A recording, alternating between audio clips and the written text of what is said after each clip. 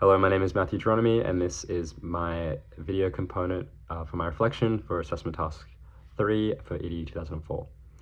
In this reflection, I'm going to be talking about my experiences at placement, what they mean for me as a developing teacher, what I took away from them, things of important note that I made during my placement, and also the implementation of cold calling that was my technique of choice.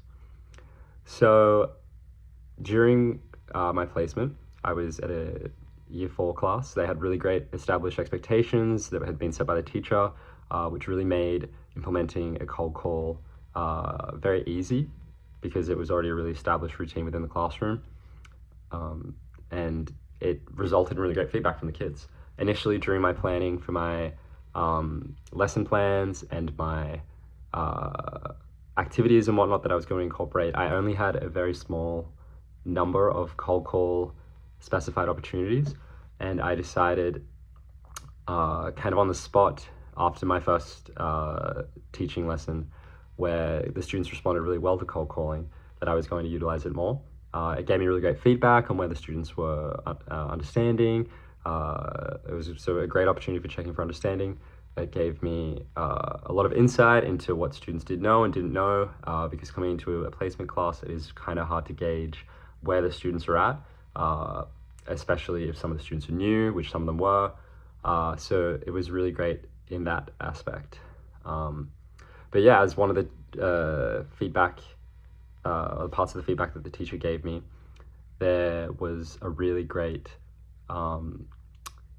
positive feedback on a particular incident where I cold called one of the students during a literacy lesson, where I was pretty aware that the student wasn't 100% paying attention, and I wanted to bring them back into the lesson. So I thought, all right, instead of utilizing this moment for an opportunity for students to volunteer, which I had initially written down in my lesson plan, I decided to cold call the student in a very warm and friendly manner, as specified by Lamov.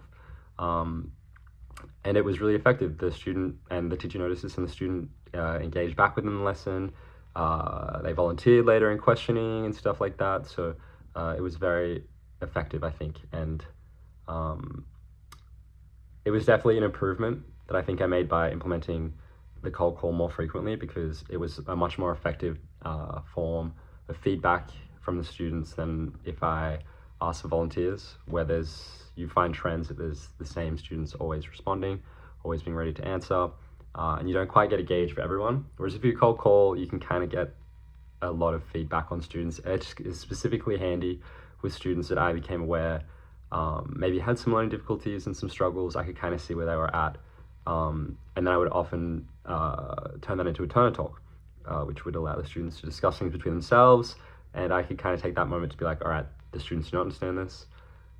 I can reiterate, or we can go back and work on the lesson plan in future. And yeah, it was great. I think it's really important to have had this teaching experience, because it does set me up with a lot of practical experience that I have learned from very much.